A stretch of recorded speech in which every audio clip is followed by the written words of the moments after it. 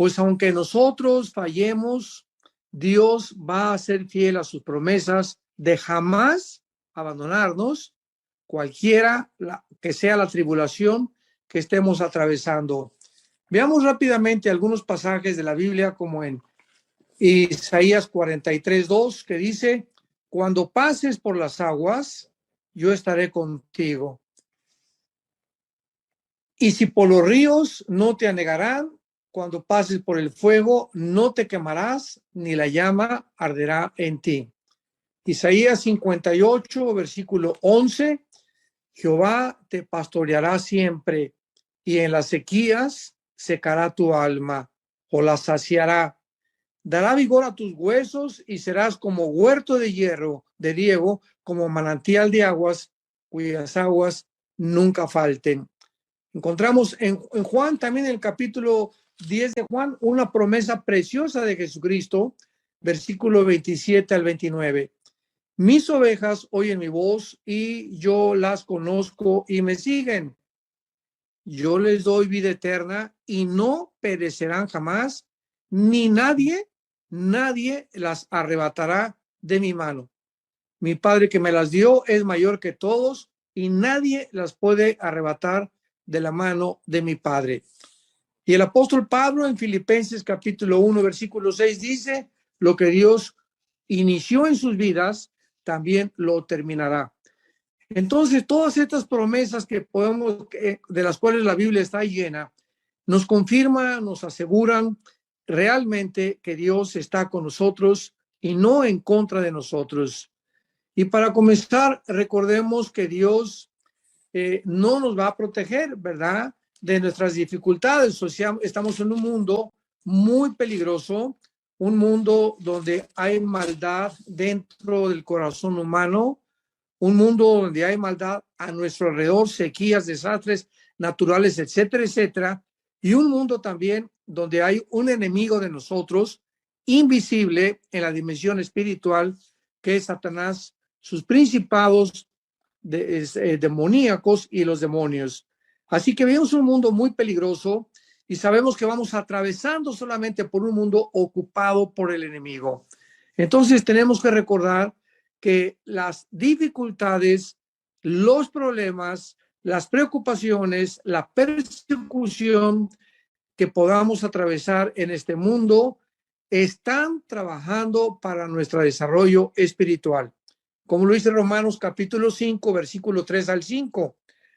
No solo esto, sino que también nos gloriamos en las tribulaciones, sabiendo que la tribulación o los problemas producen paciencia, y la paciencia prueba, y la prueba esperanza. Así pues, detrás de cualquier circunstancia que estemos atravesando, Dios está presente. Una vez visité un hospital a una señora ya de la tercera edad, que se encontraba ya pues bastante enferma, ya casi a punto de morir. Y me preguntó que si ella podía estar segura que en la situación en que se encontraba, Jesús estaba con ella. Y le contesté con otra pregunta. ¿Usted cree cuando su Hijo Jesucristo estaba en la cruz, sangrando de los pies a la cabeza, sufriendo en agonía, estaba Dios con él? Y pues me contestó, ¿verdad? Es una pregunta difícil de contestar. Le dije, claro que sí, pero vemos que detrás de este sufrimiento, los fariseos, por un lado, decían: oiga, pero ¿cómo puede ser el Hijo de Dios si la Biblia dice en el Antiguo Testamento, en Deuteronomio, que maldito el que es colgado en un madero? Este no puede ser el Hijo de Dios. Y por otro lado, los filósofos griegos decían: ¿cómo es posible que haya un Dios que permita que su Hijo sufra de esta manera? Entonces vemos que no, tanto como los fariseos, que eran los teólogos de aquel tiempo, como los filósofos o los griegos de ese tiempo, se confundieron profundamente ante el ver a Jesucristo morir en esa cruz. O sea, no entendían que detrás de esos sufrimientos se encontraba la sabiduría y el poder de Dios, que posteriormente lo iban a entender, y a través de ello Jesucristo iba a ser glorificado. Entonces vemos que las tribulaciones que atravesamos están trabajando en nuestra vida para bien y nunca en contra de nosotros, aunque aparentemente pueda parecer al principio que así es. Y será en medio de todas estas tribulaciones que Dios va a mostrar su poder en nuestra vida. Por ejemplo, el apóstol Pablo, en su segunda carta a los Corintios, claramente comienza a explicarles a los discípulos que le seguían que el problema que él tenía en su carne, o sea, supuestamente Pablo tenía una enfermedad continua que le atormentaba. Muchos dicen que posiblemente haya sido un problema en los ojos, porque a los Gálatas les escribe en la carta a los Gálatas que con cuán grandes letras les escribo. Pero cualquiera que haya sido el problema que Pablo haya atravesado o la enfermedad que padecía, dice en 2 Corintios capítulo 12, versículo 7, y esto es muy, pero muy profundo para la mente madura en Cristo. Dice así: y para que la grandeza de las revelaciones no me exaltara desmedidamente, me fue dado un aguijón en mi carne, un mensajero de Satanás que me abofeteé para que no me enaltezca sobremanera. Si leemos los primeros versículos de este capítulo 12, vemos que Pablo tuvo una experiencia inigualable, una experiencia gloriosa, que fue subido al cielo estando vivo. Claro que no en el cuerpo, ¿verdad? Sino que su espíritu, igual que el apóstol Juan y que otros ejemplos que tenemos en la Biblia de santos de Dios, subieron al cielo porque la carne y la sangre no pueden heredar corrupción. Entonces, él fue sacado de su cuerpo y fue al cielo el apóstol Pablo, y dice claramente, ¿verdad? En el versículo, capítulo 12 que estamos leyendo de 2 Corintios, conozco a un hombre en Cristo que hace 14 años, o sea, 14 años después de que él tuvo esta experiencia, él comenzó a contar esta experiencia. Vemos que Pablo era profundamente humilde. Cualquiera diría: ¿qué creen anoche? Tuve un sueño que Dios me llevó al cielo, o que morí y que una persona vi a mi esposa, o que vi a mi hermana, etcétera, etcétera. ¿Y cuánta gente oímos actualmente en el mundo cristiano que murió y que fue al cielo, etcétera, etcétera?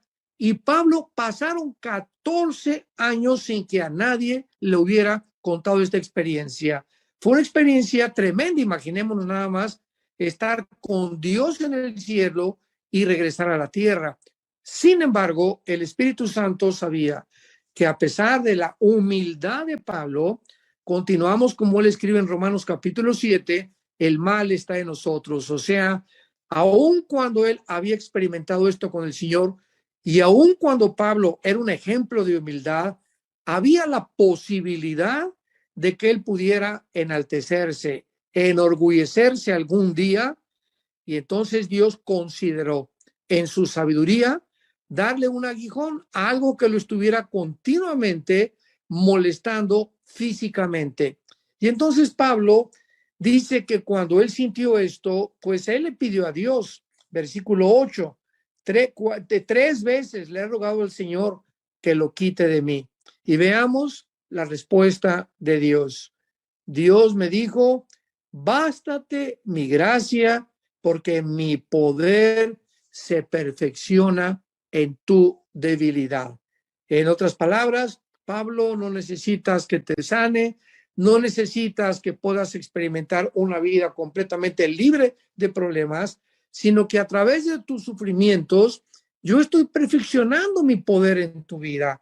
Tú no lo puedes entender, pero mi poder está realmente obrando de tal manera que cuando tú te des cuenta, verás que te va a mantener en el equilibrio que yo necesito que tú tengas para el grandísimo llamado que yo te he hecho.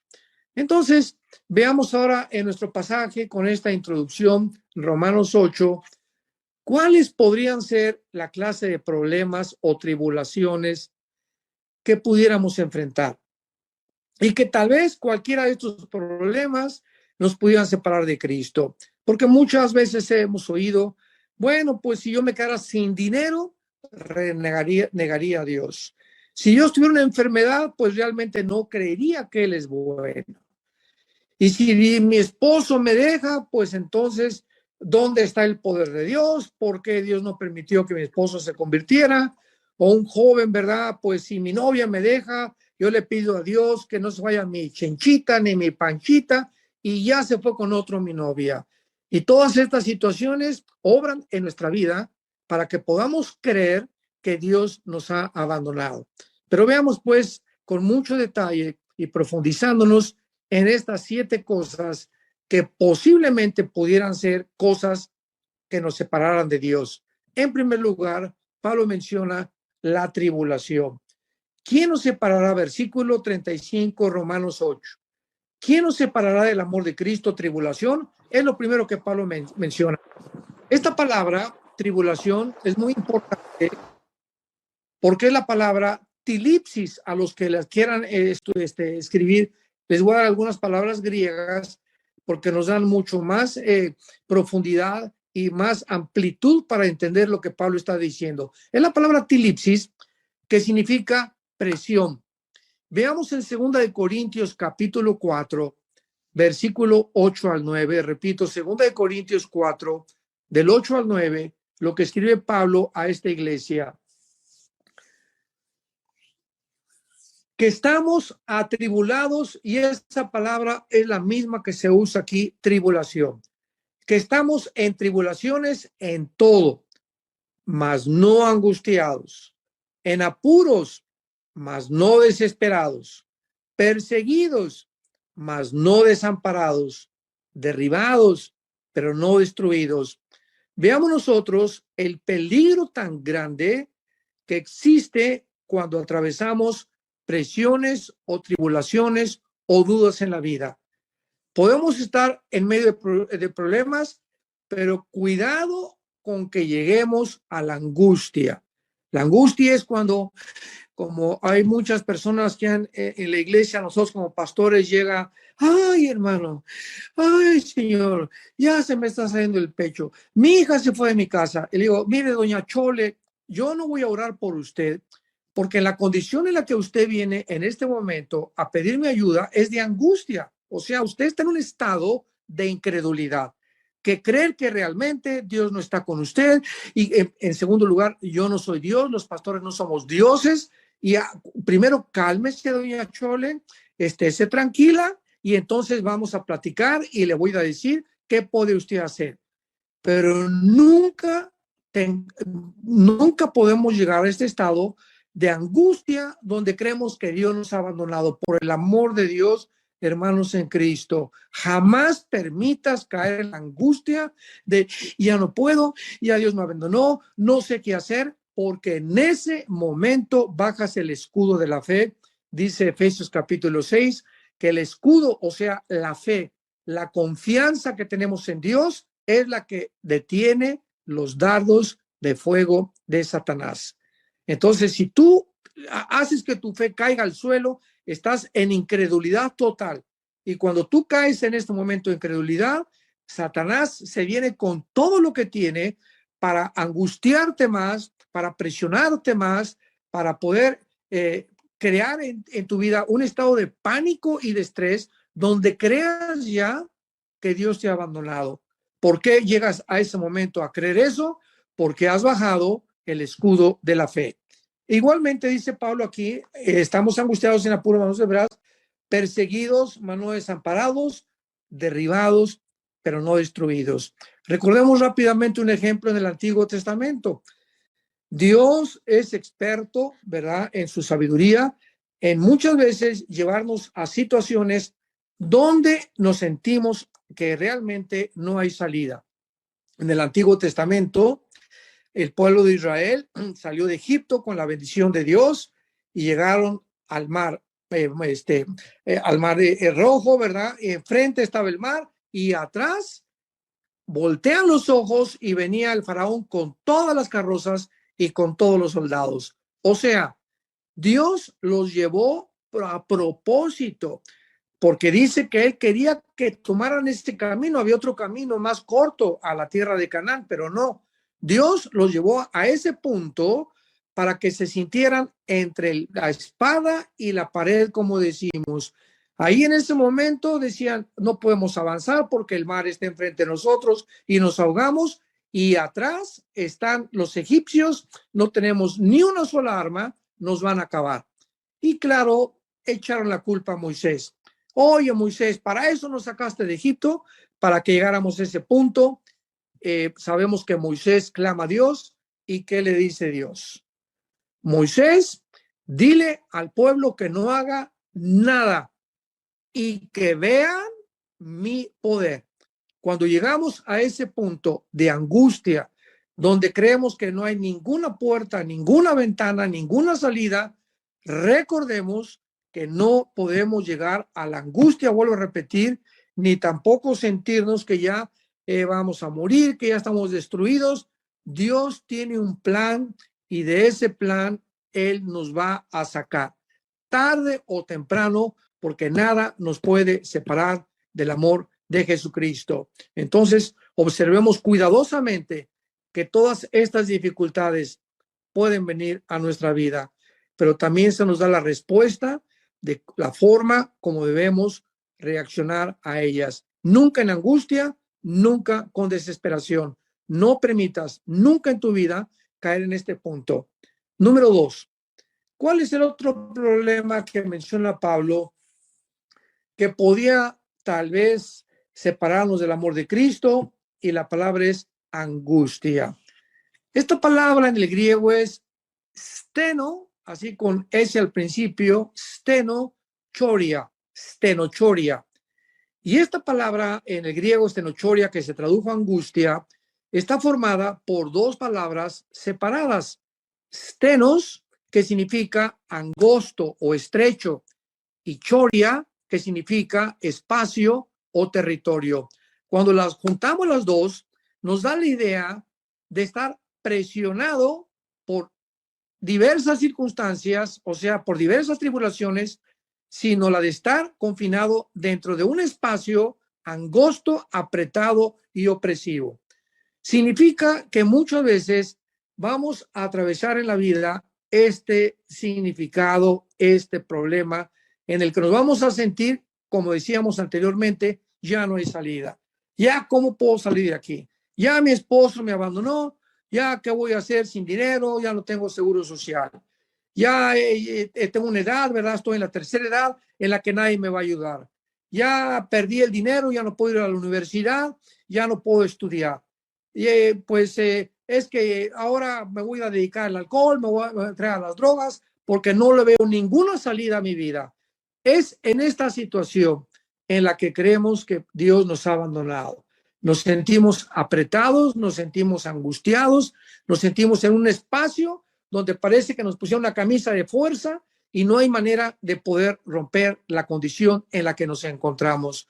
Cuidado, esta angustia no puede separarnos del amor de Jesucristo, porque la idea no es solamente de estar presionado por diversas circunstancias, sino que no nos sintamos de esta manera, porque voy a repetir, caemos completamente en la incredulidad. Número 3, Pablo menciona la persecución. Esta palabra, persecución en el griego, es la palabra dioko, con D de Daniel y con K, dioko, y contiene la idea de estar perseguido por alguien que intenta dañarnos. Recordemos aquí dos cosas importantes. La primera, la persecución, recuérdalo, es normal para todo cristiano que testifica de Cristo. Jesús dijo en Juan 15:18, el mundo te va a aborrecer porque a mí me aborreció. En 2 Timoteo 3:12 dice la Biblia, aquel que es realmente piadoso, que vive cerca de Dios, padecerá persecución. Así que la persecución es inevitable, lo vamos a ver por qué. Y en segundo lugar, experimentaremos la persecución para que nuestra fe sea probada.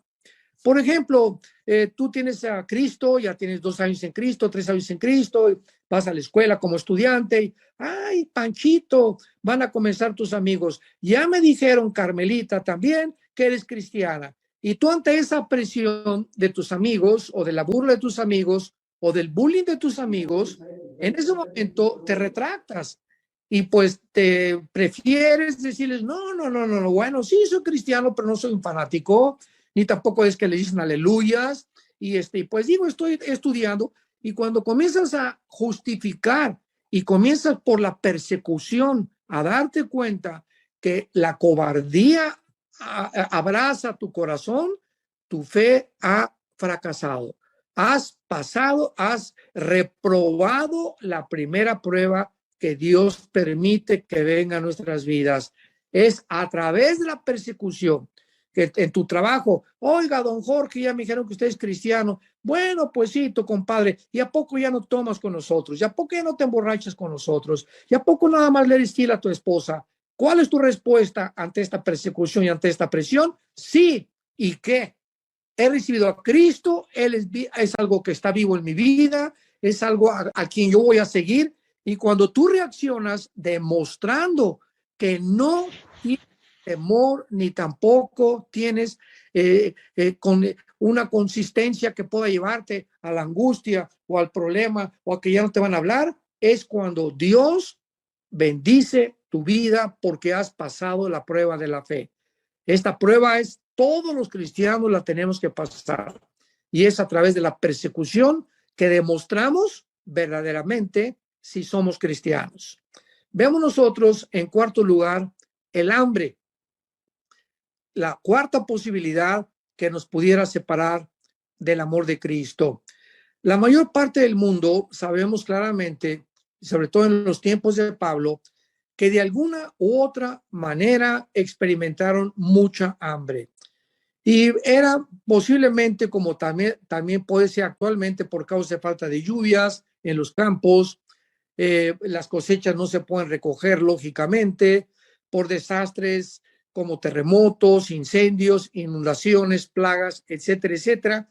Puede venir el hambre en cualquier parte del mundo, puesto que todos estos factores también existen actualmente, por ejemplo, en la guerra de Ucrania. Ucrania es una nación que produce el mayor porcentaje de trigo y de fertilizantes en el mundo. Y cuando vino la guerra de Ucrania, cantidad de naciones actualmente, Turquía, Bulgaria, Polonia, Rumanía, etcétera, etcétera, han comenzado a padecer, no se han muerto de hambre, gracias a Dios, pero han padecido hambre, o sea, cuando no hay harina, cuando no hay los productos básicos de nuestro alimento, experimentamos el hambre, ¿verdad? Entonces, el hambre no ha sido eliminada en nuestra época a pesar de los avances tecnológicos que tenemos. Sin embargo, no importa lo grave que sea, la fidelidad de Dios, escúchame muy bien, se va a manifestar en nuestras vidas con su provisión sobrenatural. Muchas veces Dios va a usar estas sequías y esta falta de cosechas y estos problemas naturales para demostrarnos su poder. ¿Se acuerdan con Elías? Cuando oyó Elías que lo estaba persiguiendo la reina Jezabel en el libro de los Reyes y se puso a dormir, dijo, ya no quiero seguir contigo, Señor. ¿Qué fue lo que hizo Dios? Le mandó cuervos, le mandó cuervos. O sea, Dios obró sobrenaturalmente para que Elías pudiera realmente ver el poder de Dios y fue alimentado. Vemos nosotros también cuando una viuda, la viuda de Sarepta, que era, bueno, más pobre no se podía hacer. Dios le dice a Elías, ve por favor a este pueblo y vas a encontrar a esta mujer, que es la viuda de Sarepta. Y entonces llega Elías al pueblo y la viuda de Sarepta le dice Elías, por favor dame de comer.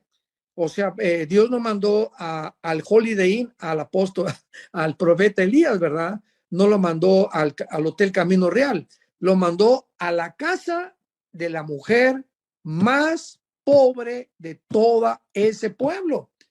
Que podríamos decir, oye, pero ¿cómo es posible que Dios haya hecho? Y todavía Elías le dice, dame de comer. Y entonces esta viuda lo lleva a su casa y era tan pobre que solamente tenía una gotita de aceite y la harina suficiente para hacer una sola tortilla. Imaginémonos nada más. Y aparte tenía un hijo.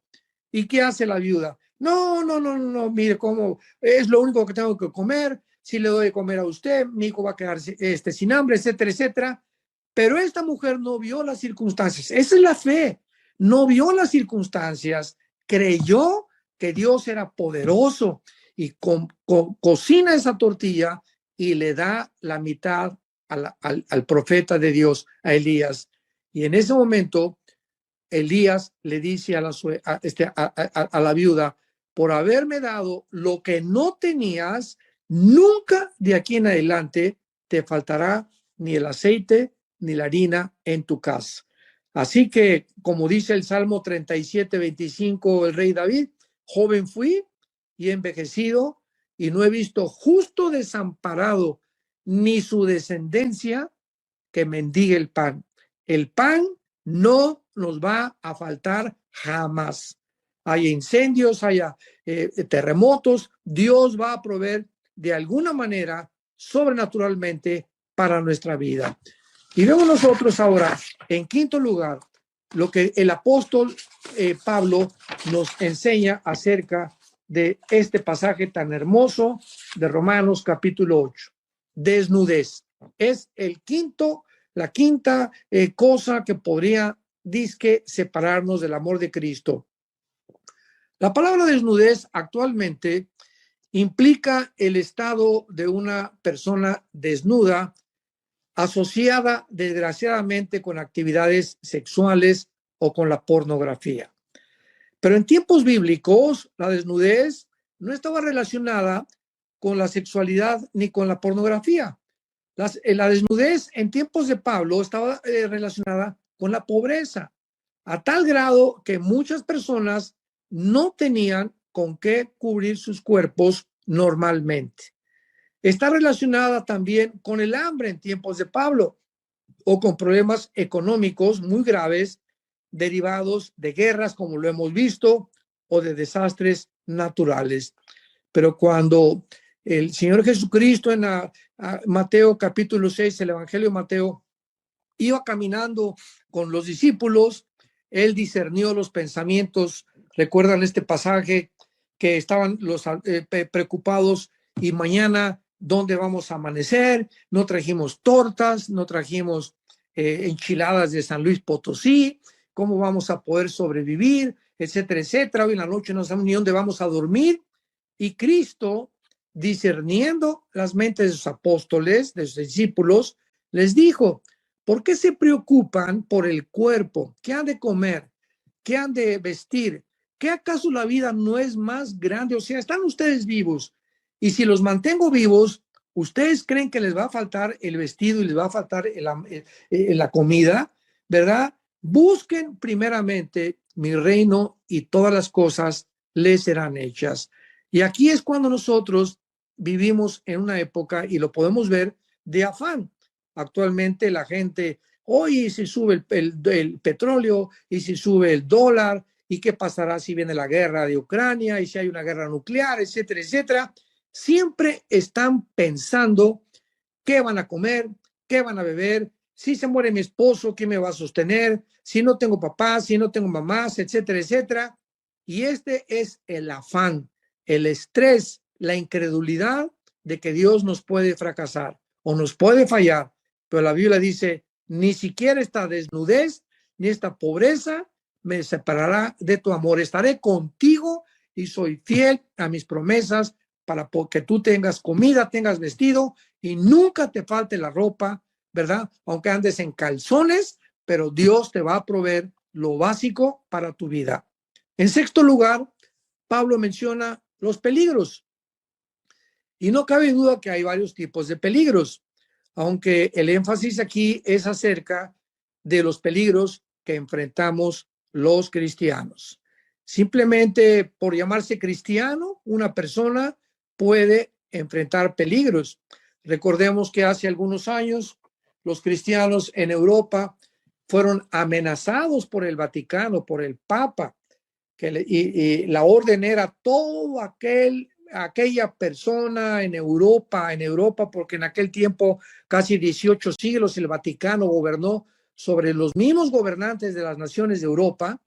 Todo aquel que niegue que la iglesia salva, todo aquel que niega que solamente a través de la iglesia católica hay salvación, va a padecer la tortura, el arresto y la muerte. Se llamó la Inquisición. Más de 300,000 cristianos, más de 300,000 cristianos que negaron que Roma salvaba, ni que tampoco el Papa era el representante de Cristo, fueron muertos, torturados, arrestados y les confiscaron todos sus bienes. En época moderna, tenemos en Medio Oriente al grupo terrorista ISIS, ¿recuerdan?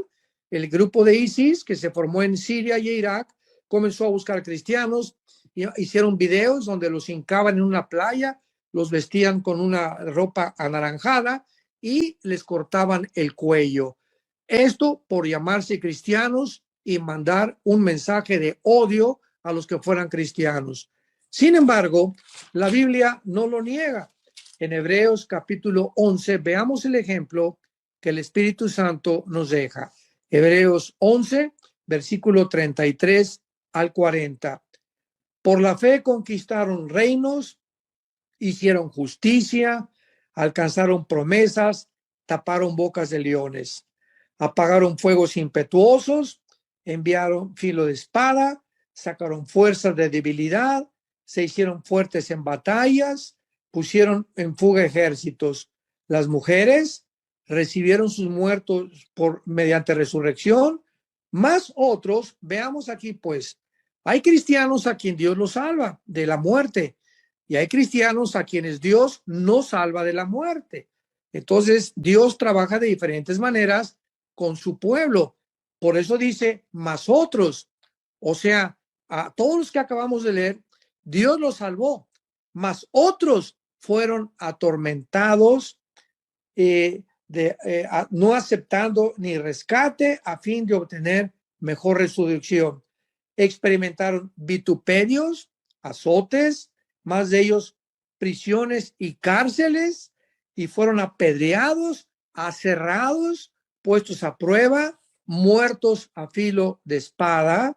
Anduvieron de acá para allá cubiertos de pieles de ovejas y de cabras, pobres, angustiados, maltratados, de los cuales el mundo no era digno, errando por los desiertos, por los montes, por las cuevas y por las cavernas de la tierra.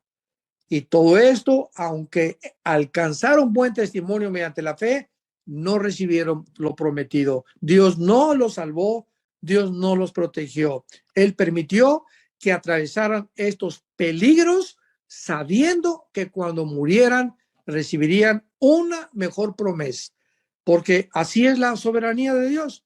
Recordemos a Esteban en el libro de los Hechos.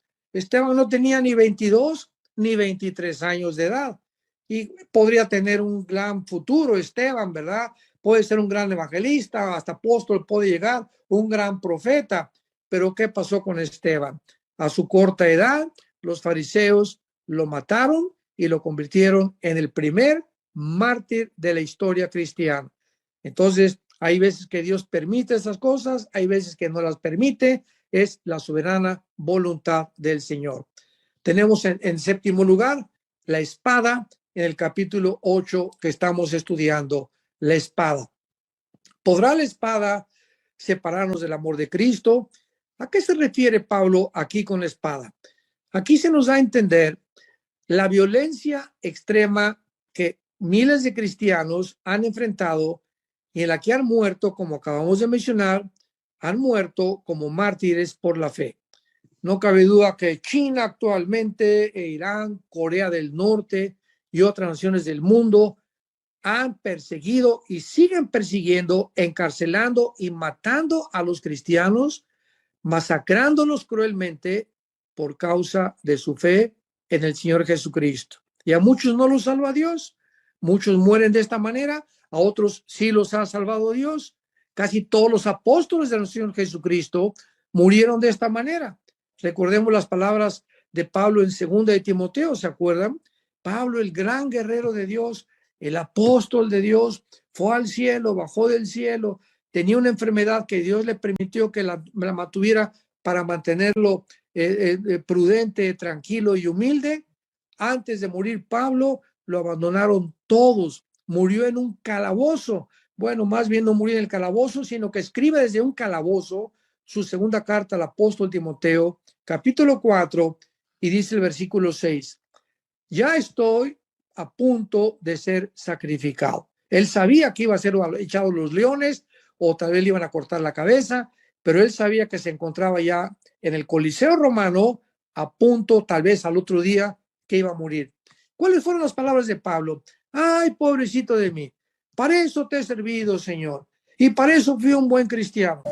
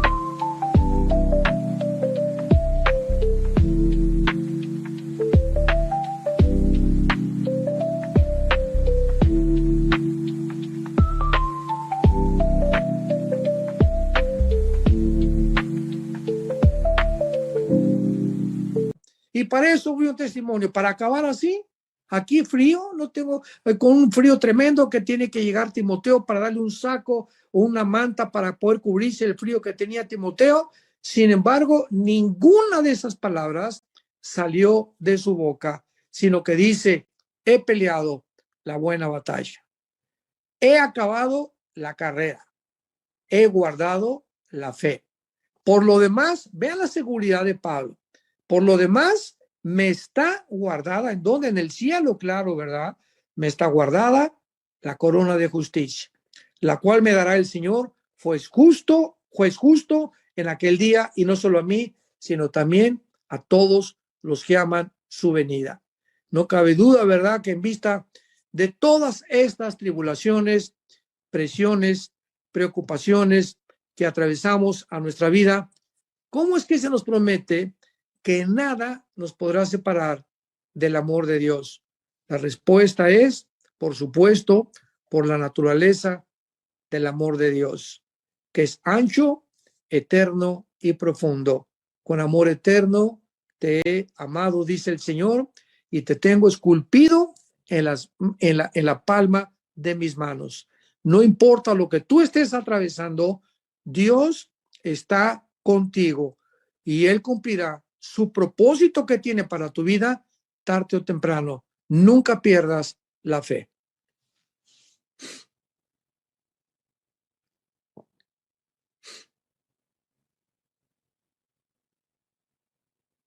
¿Hay preguntas, Cristian? Amén. Sí, aquí Jamie Montes hace una pregunta y dice que si la persecución que menciona Pablo también puede ser espiritual. Bueno, eso no hay ninguna duda al respecto, ¿verdad? Porque no tenemos guerra contra carne ni contra sangre, Efesios capítulo 6, versículo 12, sino contra principados, gobernantes de las tinieblas. O sea, la persecución espiritual siempre, siempre, de ahí la importancia que en Efesios 6 el apóstol Pablo dice, pónganse todos los días la armadura de Dios, porque no tenemos lucha contra sangre y carne. Entonces, hay una persecución continua a las 24 horas espiritualmente contra nosotros. Por eso no podemos darnos el lujo de separarnos de la Biblia ni de nuestra vida de oración. Doctor Armando, buenas noches. Por ahí preguntan, ¿sí me escuchas? Sí, claro. Preguntan que una cosa, pues es bien lindo tener la Biblia en la mente, ¿verdad? Y memorizar estos versículos que son hermosos y de mucho ánimo para nuestra vida. pero dicen una cosa es la parte teórica, ¿verdad? Y otro, ¿cómo puedo llevar todo esto en la práctica? ¿Cómo puedo tener esta seguridad, esta confianza? ¿Cómo puedo llevarlo en medio de las situaciones a cabo? Viviendo lo que nosotros creemos. Dice el apóstol Santiago, no sean solamente oidores de la palabra, porque hay muchos cristianos que oyen, tienen la teoría, etcétera, etcétera. Por ejemplo, un varón, ¿verdad? Nosotros como hombres se nos manda en Efesios 5 amar a nuestra esposa. Bueno, ya no sé qué tengo que amar a mi esposa. Lo he oído muchas veces porque dice la Biblia. La pregunta es, ¿lo estoy viviendo? ¿Realmente ella es la reina de mi casa? ¿Realmente soy un hombre considerado con ella? ¿La atiendo? ¿La trato con respeto? ¿Soy fiel a ella? No solamente cuando está, sino también cuando yo no estoy con ella, cuando estoy solo, cómo veo otras mujeres. Entonces, yo puedo tener todo el conocimiento, pero si no practico, si no vivo en carne propia lo que yo sé que es mi responsabilidad delante de Dios, vivo engañado, porque es muy fácil vivir engañado. Y los jóvenes, ¿verdad? Saben que 1 Corintios capítulo 6, huyan de la fornicación, cualquier otro pecado que el hombre cometa está fuera del cuerpo. Ahora pregúntate, ya lo sabes, vas a los estudios, a lo mejor estás en la alabanza, a lo mejor quieres ser predicador. Ahora pregúntate, ¿cómo tratas a tu novia? ¿Tratas a tu novia con respeto? ¿Eres honesto con ella? ¿O te estás acostando con ella o te estás acostando con tu novio? Y eres la alabanza.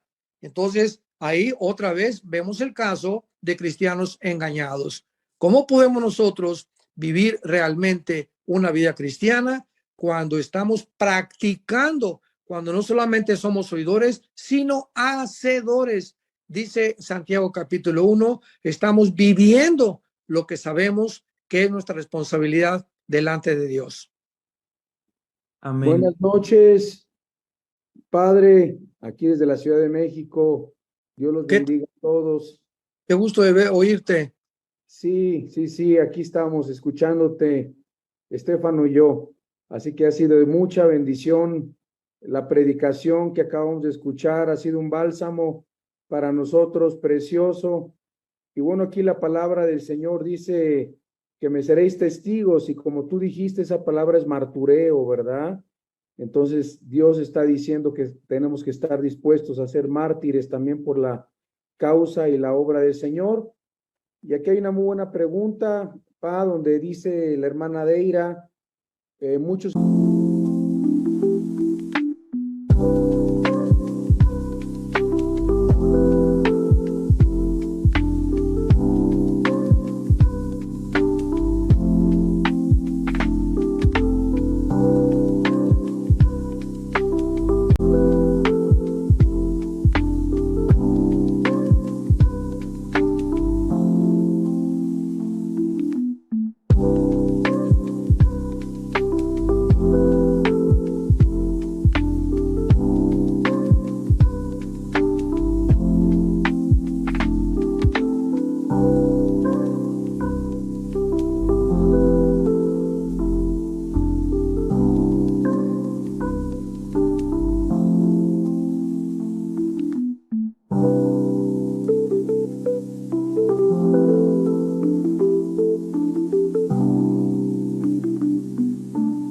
hermanos son encarcelados, condenados, en muchas partes del mundo, musulmanes, etcétera, etcétera. ¿Cómo se debe de orar por los cristianos perseguidos en otras partes del mundo? Bueno, simplemente porque como lo vimos anteriormente, no sabemos la voluntad de Dios, si quiere que se mueran en la cárcel o que sean liberados. Nuestra oración siempre es, Señor, te pido que en medio de lo que estos hermanos están viviendo, les des fortaleza, los sostengas, y sabemos que las promesas de Dios, que no hay nada torcido ni perverso en ella, todas ellas son rectas al que entiende y razonables a los que han encontrado la sabiduría. Proverbios capítulo 8. Entonces, nuestra oración debe ser esto. Pablo, ¿se acuerdan ustedes cuando Pedro en el libro de los Hechos lo encarcelaron? Dice la Biblia, y la iglesia hizo oración por él. No dice la Biblia qué específicamente pidieron, pero simplemente, Padre, te pedimos que Pedro, perdón, si es tu voluntad, dice la Biblia, hágase tu voluntad en los cielos como en la tierra, y como muchas veces no sabemos cuál es su voluntad, simplemente creemos en su soberanía. Te pedimos por Pedro, te pedimos que lo fortalezcas, y si es posible, ¿verdad, Señor? Y si es tu voluntad, sácalo de la cárcel. Y fue la voluntad de Dios sacarlo, mandando un ángel sobrenaturalmente de su prisión. Entonces, así debe ser nuestra oración siempre. Padre, tú sabes la condición de los enfermos igual, ¿verdad? Vamos a orar por este enfermo, Señor. Padre, vamos, te pedimos que lo levantes, que lo fortalezcas, que le llenes sobre todas las cosas un poder sobrenatural en tu corazón y en su vida y en su mente por lo que está atravesando en este valle de sombras y de lágrimas. Sin embargo, Señor, lo ponemos completamente en tus manos, sabiendo que tu voluntad para esta vida es perfecta, agradable y buena. Aquí hay otra muy buena pregunta. Muchas gracias por esta respuesta. Hay otra pregunta muy buena. Dice, ¿puede dañar a un cristiano en obediencia la brujería o ataques satánicos? No, absolutamente no. Dice en Isaías 59, ninguna arma forjada prosperará contra ti, sino que Dios te librará y mostrará su salvación. Entonces, un cristiano que vive en obediencia es un cristiano que está cercado por el poder de Dios. Es un cristiano que tiene la fe donde los dardos del maligno no pueden llegar. Es un cristiano que tiene la espada, que tiene el casco de la salvación, que está seguro a quién pertenece y a quién está siguiendo, y no hay absolutamente ningún poder del cielo en la tierra, ni debajo de la tierra, que te pueda hacer daño.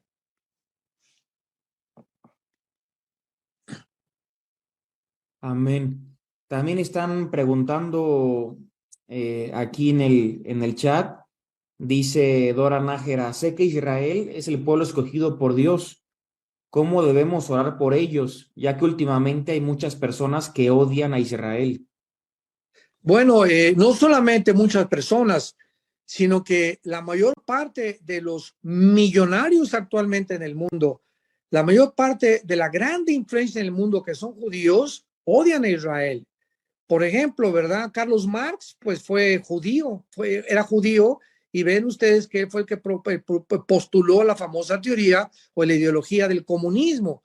Se dice que Hitler tenía raíces judías, esto es impresionante. Hitler que tenía raíces judías. Hay otro señor que es famosísimo, que es uno de los líderes que están acabando con los gobiernos en Sudamérica y en el mundo entero, que se llama George, como Jorge Soros, con ese. Métete al Google y googlealo y descubre George Soros. Es un judío de Hungría y es un hombre que odia a Israel y quiere destruir a Israel. Entonces, Israel no solamente, cuando dice la Biblia que oremos por Israel, sabemos una cosa, ¿verdad? Que ahorita Dios está completamente desentendido de Israel. Ahorita el pueblo de Israel es enemigo de Dios. Hay muchos judíos que ya se han convertido y que han recibido a Cristo como Yeshua, el Mesías, y eso forman parte de la iglesia. Pero ahorita Israel como una entidad está bajo el juicio de Dios y regresará Dios a tratar con ellos durante los 7 años de la tribulación. Entonces ahorita, ¿verdad? No hay judío, no hay israelita, no hay griego, no hay nadie, ¿verdad? Que Dios tenga un plan específico. Ahora todas las nacionalidades somos un cuerpo en Cristo y ahora Dios vive y vela por todos aquellos, no importa su origen étnico, para que vivamos cerca de él.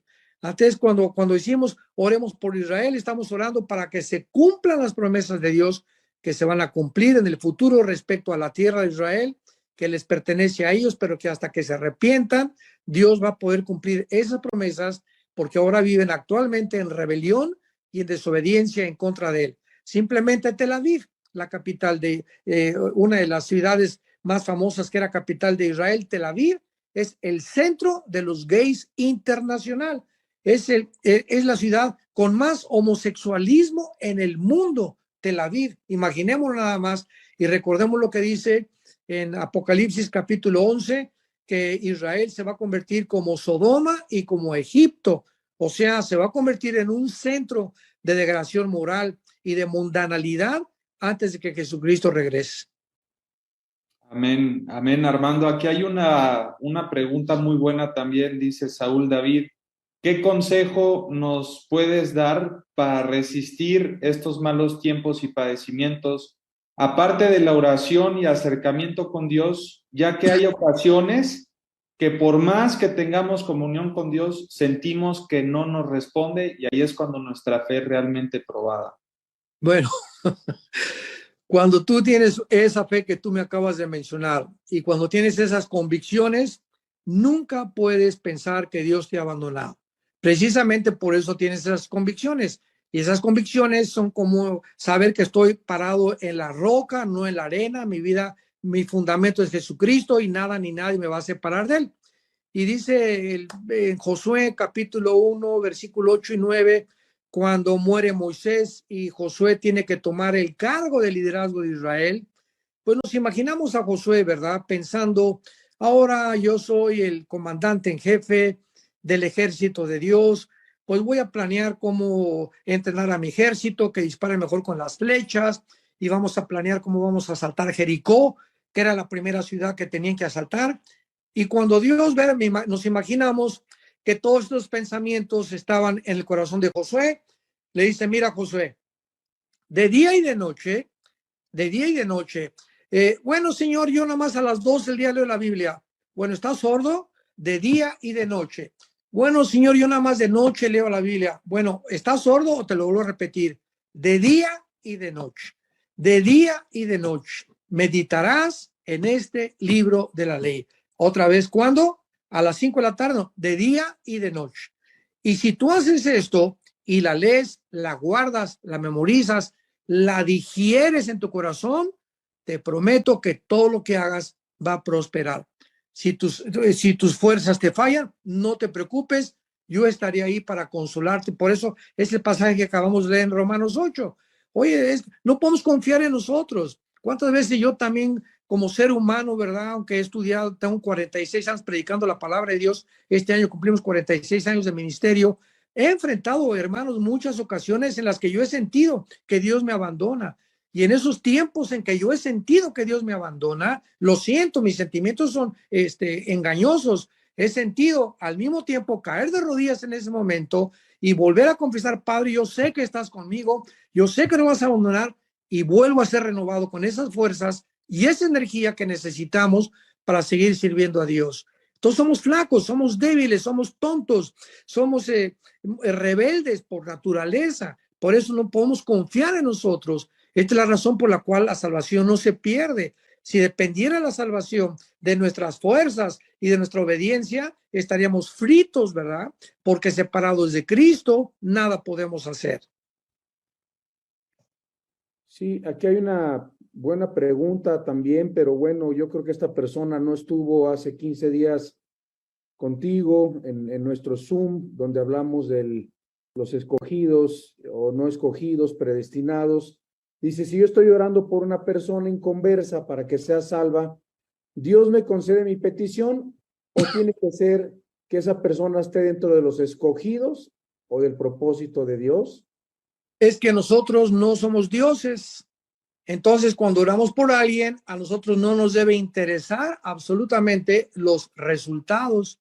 Se nos manda simplemente sembrar la semilla y los resultados, el crecimiento, lo da Dios. Uno es el que siembra, 1 Corintios 3, otro es el que riega.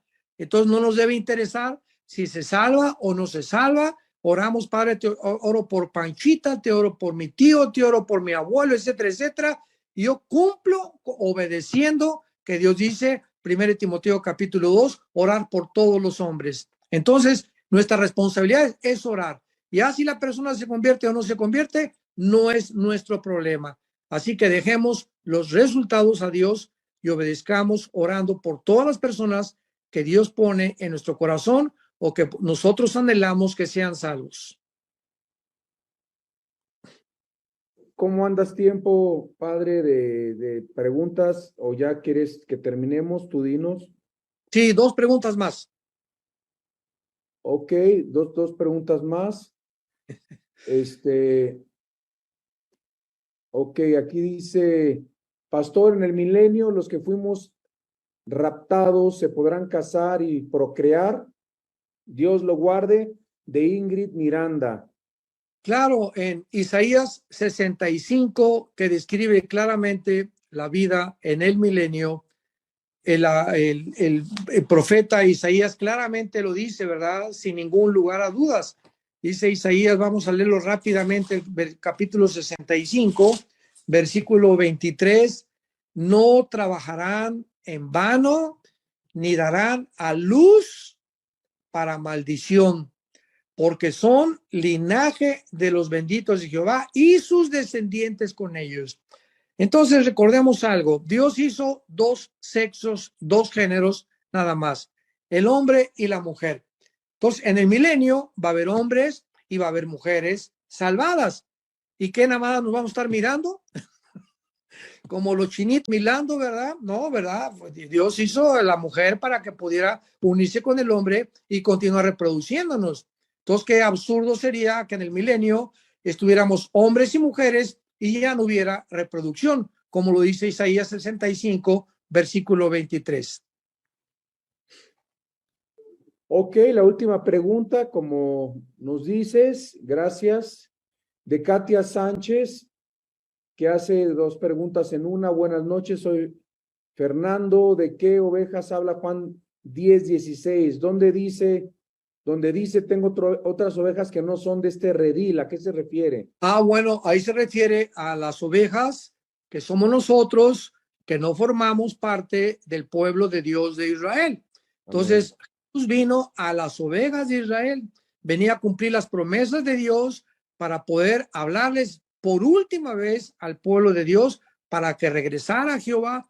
Lo rechazaron, lo crucificaron, lo enterraron, restó a los 3 días y la iglesia que no existía en el Antiguo Testamento fue formada. Entonces ahora la iglesia es una entidad completamente diferente a Israel. Dios está divorciado, así lo dice Jeremías, está divorciado, le dio cartas de divorcio a Israel, está separado de Israel. Dios dejó a Israel completamente y a nosotros sustituyó a Israel por la iglesia. Sin embargo, Dios no se ha olvidado de Israel. Capítulo 9, 10 y 11 de Romanos, que están ustedes estudiando, lo van a comprobar ahí. Entonces Dios va a regresar otra vez en la tribulación, que es el desierto, donde va a tratar con ellos y a través de la purificación y de la angustia y de los problemas y los sufrimientos de los 21 juicios, trompetas, sellos y copas de la tribulación, los judíos se van a convertir y los que se conviertan entrarán al reino milenial. Entonces ahí se refiere Cristo. Estas ovejas que no son mis de redil es la iglesia de Jesucristo, el cuerpo de Cristo al cual pertenecemos nosotros. Pues muchísimas gracias. Ya son las 2 más que tú nos decías. Claro que hay más preguntas, pero si el tiempo se ha terminado, lo dejamos hasta acá y nosotros nos quedamos respondiendo algunas preguntas más. Te agradecemos mucho, doctor Armando Alducin, por estar con nosotros esta noche y por nuevamente tomar y arropar este grupo tan hermoso de tantos países y de vida nueva, y por estar con nosotros en esta noche. Saludos a Martita, a toda la familia, que Dios te bendiga, Gracias, y los invito a todos a que continuemos orando por mi nieto Estefano. Oremos. Dios y Padre de Jesucristo, nuestro Señor, el gran pastor de las ovejas, por el pacto sempiterno, un pacto, Señor, al cual nosotros pertenecemos como tus hijos, como tu pueblo. Te damos gracias, Padre, por las enseñanzas, el valor, la fortaleza que nos infunde tu santa palabra, que es viva y eficaz y más cortante que toda espada de 2 filos. Señor, nos unimos como tu pueblo para orar por tu hijo y por tu siervo Estefano, y también por Alán como su padre. Los dos necesitan mucha fortaleza, necesitan en este tiempo que están atravesando, Señor, la infusión de tu espíritu de una forma especial, sobrenatural, para que ellos puedan aferrarse a esa cruz y poder descubrir, Señor, que todo lo podremos en Cristo Jesús, nuestro Salvador. Señor, te pedimos que levantes a Estefano de su lecho, Señor, que tú le toques, que tú le sanes, Padre, que te glorifiques en su vida. Ese es el deseo de nuestro corazón Él está completamente en tus manos. Dale sabiduría a los médicos también que le rodean, a las enfermeras, a todos los especialistas que son instrumentos tuyos para que Él pueda, Señor, es la manera como tú lo has determinado, levantarse de esa cama. Te damos gracias por su vida de Estéfano. Te damos gracias, Señor, por el corazón que Él tiene, por las almas perdidas y por el ministerio tan grande que tú le darás, porque lo pedimos y te damos las gracias en el precioso nombre de Jesucristo. Y tu pueblo dice, amén. Inside the machine, breaking out, no longer unseen. Run from the lies, feel the alarm. I'll reclaim what they've torn apart. I am a ghost inside the machine, breaking out, no longer unseen. Run from the lies, feel the alarm. I'll reclaim what they've torn apart. I am the ghost, no more pain. Through the fire, I break the chain. Control is fading fast. I am the future, they are the past. Memories flashing, footsteps chase. Echoes of a twisted place. Numbers on my skin, they burn. But now it's their turn to left behind. I am a ghost inside the machine, breaking out, no longer unseen. Run from the lost, fear the alarm. No more pain. Through the fire, I break the chain. Their control is fading fast. I am the future, they are the past. I'm a ghost inside the machine, breaking out, no longer unseen. I'm a ghost inside the machine, breaking out, no longer unseen. No more cages, no more pain.